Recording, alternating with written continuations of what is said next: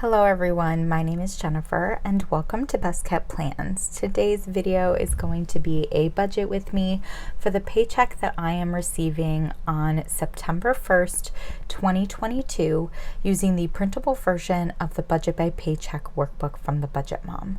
If you're interested in seeing that, please stick around.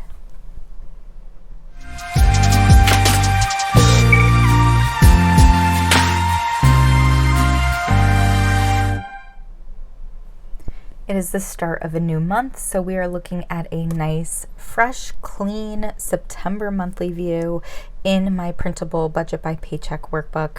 I do have all of my bills listed here. I do things by color, and so I always list my paychecks on the side here, and whatever color my bill is highlighted in corresponds with the paycheck I'm going to utilize to pay it. As you can see, I do have my September 1st paycheck listed, my September 15th paycheck listed, and then also my September 29th paycheck listed. This is a 3 paycheck month for me, which is really great. I love a good 3 paycheck month. If you'll notice, I don't have anything written in this dark teal color, and that's because that paycheck is coming at the end of the month, so it'll be used to pay bills in October. For this budget with me, we're going to be focusing on my bills in this magenta color. I do also have a lot of bright yellow on this page. Anything in yellow is going to be related to some type of savings challenge. So on Sundays, I always have my 52-week challenge in, but any other yellow you see is related to one of the Budget Mom's 2022 savings challenges. Sometimes I'm able to kind of pre-populate how much I'm going to save on the corresponding days. Other times I kind of have to wait until that day, and so that's why right now there's nothing filled in here. The only other color that we have on this spread is orange, and that's for my Amazon Prime, which is going to be due on the 15th. I actually have the wrong price here because this price did go up by $20, I think. So instead of costing $119, it's going to cost around $140 for the year. I have it listed in orange because this is going to be coming out of one of my sinking funds, and anytime I'm pulling from a sinking fund, I put that in orange on my calendar. So now that we've gone through the monthly spread, let's look at my paycheck budget tracker for the first paycheck of the year. Oh, one other thing actually. I did have written on here under the 26th that my student loan is due on that date. I didn't put anything in parentheses because I wasn't sure what that monthly payment was going to be, but I literally just 2 minutes before I started filming this, saw that President Biden announced today that student loans will be on hold until the end of the year, which is really exciting. He also mentioned or talked about some student loan forgiveness, which is based on your annual income and the types of student loans that you have. I'm not sure that any of that student loan forgiveness is going to apply to me. I am desperately hoping that it does, especially given that I did have to purchase a car a few months ago. So not only do I have student loan debt, but I also have car debt now. If you've been watching my videos, you know that I really want to purchase a home, and it just, with the way the housing market is right now, me being able to afford a home as a single person is a little bit of a tight squeeze, especially where I live. I live in Connecticut, and housing prices are really expensive here, especially in the area of Connecticut where I live. It's one of the most expensive counties in the entire country. So that's a little frustrating. And having student loan debt and having a car payment is, it definitely makes the idea or the dream of owning a home seem further and further away. So having some of my loans forgiven would be absolutely incredible. It would just make my monthly payments or my monthly expenses seem a lot more manageable. So we'll see what happens with that. For the paycheck budget tracker, we're going to start in the income section here. I always budget my income to be $3,000. This comes from my full-time job.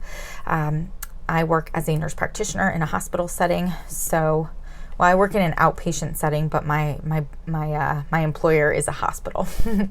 If I come down to the bill section, we have a couple of things listed here. So on my calendar for September, I did have my rent and my Spotify listed, which are here. But I also have to include a Macy's bill that I have due and this Capital One bill that I have due. So I did purchase myself, as a treat to myself, a purse. It's actually a purse I've been eyeing for about 2 years.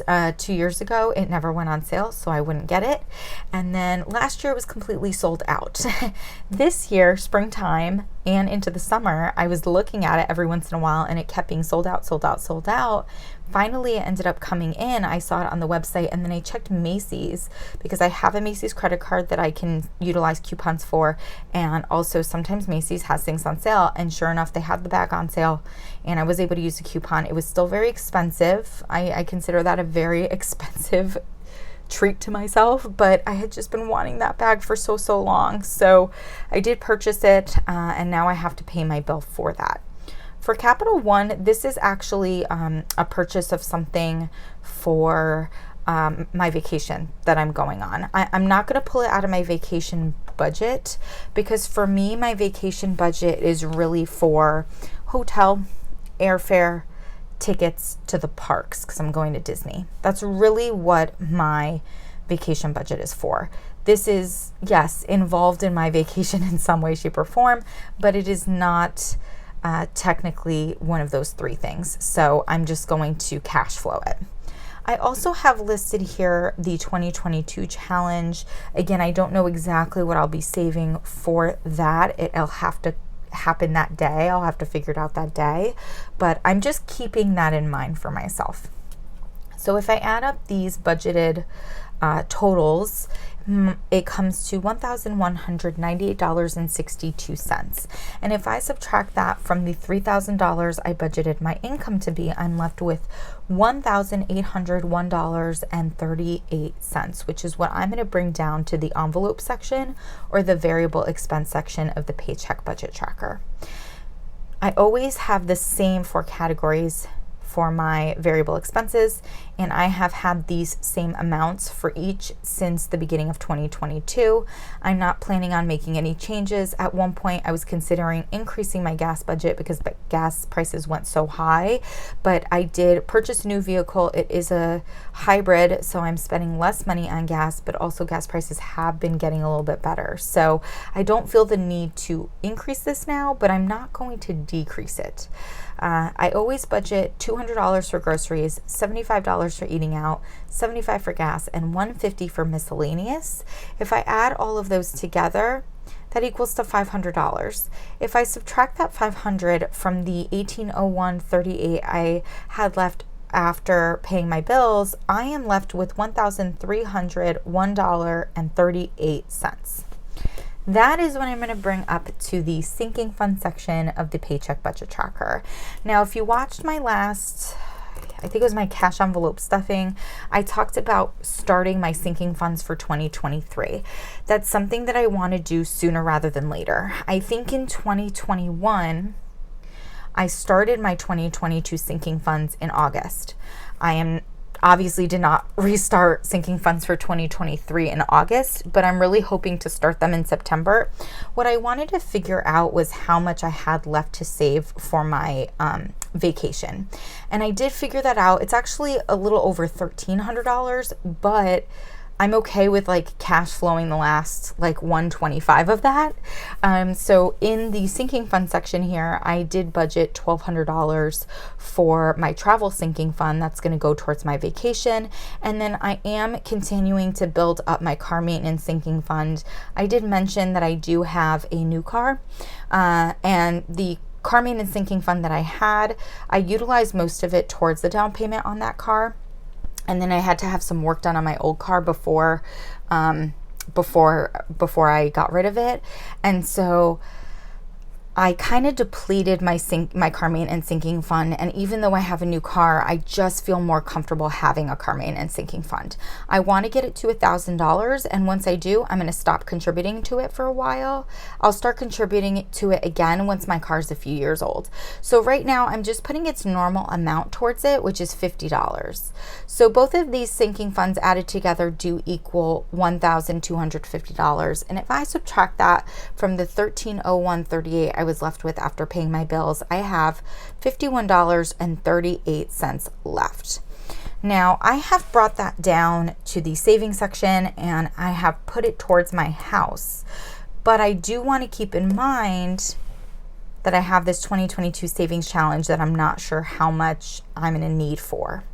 So before I contribute this $51.38 towards my house savings on the day that I get paid, I have to figure out how much I need to pull for my 2022 challenge. And that'll come out of this $51.38, and then whatever's left, I'll put towards my house savings. If you've been watching my videos for a while, you'll know my house savings is very important to me. I just went through a whole spiel about how I really want to buy a house.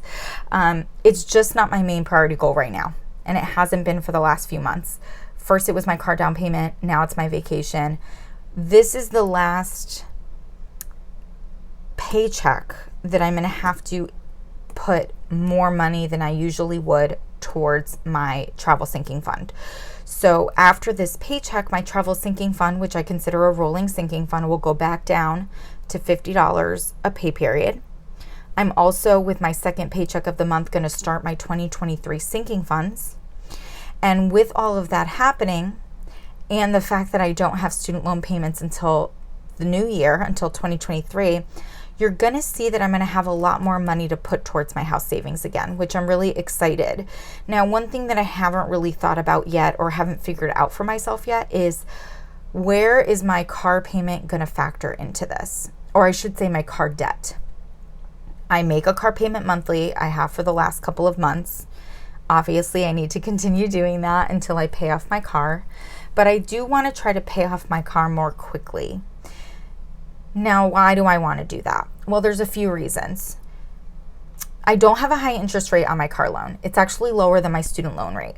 But if I go to purchase a home or apply for a mortgage to purchase a home, I think that that debt is going to negatively impact my ability to get a mortgage more so than my student loans.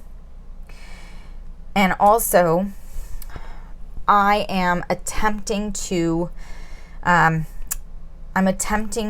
qualify for the PSLF program, which is the Public Student Loan Forgiveness Program. If you work for a nonprofit and make 10 years worth of regularly scheduled payments towards your student loans, any extra balance after that is paid off after the 10 years.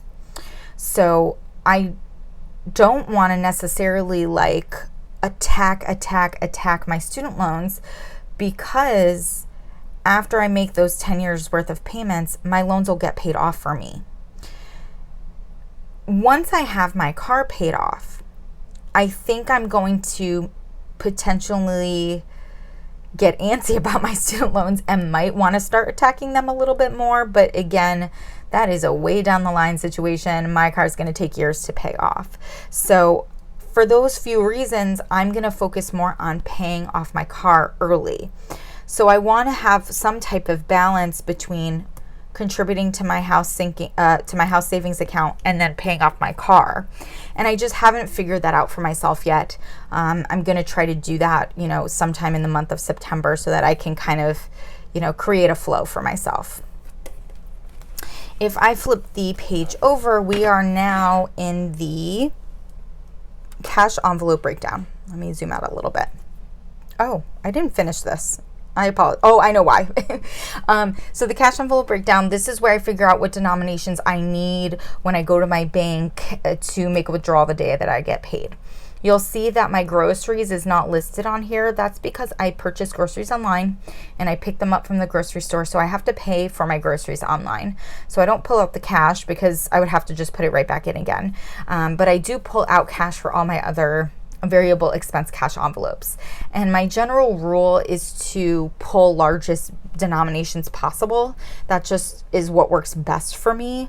The one category where that changes is my miscellaneous categories. So for eating out and gas, which I take out $75 for each, I'm doing that in a 50, 20, and a 5.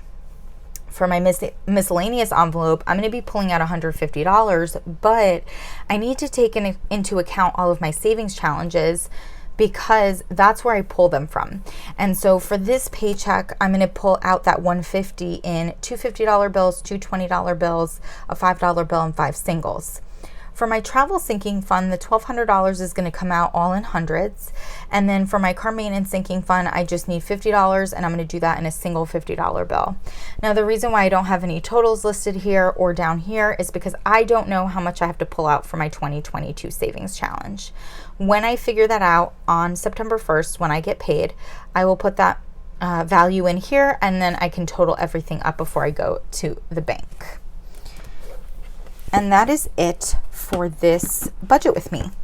I hope that you all enjoyed this video. I tried to go into a little bit of some more details related to my budget since it is the first paycheck of the month. I hope I didn't go off on too much of a tangent about student loans and purchasing a home and being kind of mildly discouraged with all of that right now, but we'll see what the future has in store. If you have any questions with regards to my budget or my use of the Budget by Paycheck workbook, please don't hesitate to put that down below. And as always, everyone, please be safe. Bye-bye.